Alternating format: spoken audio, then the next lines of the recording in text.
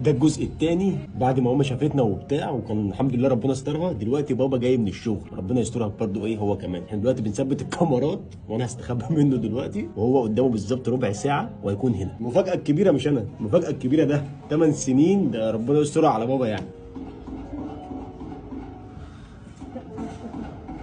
بس كده تمام. عايزاك الموضوع.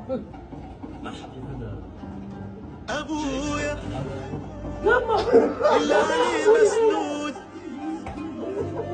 حنان قلبه ملوش حدود، كبرت ولسه من عطفه كأني من المفاجأة التانية. ابويا ده قصة وحكاية، سنين تعبوا بلا نهاية، وعطفته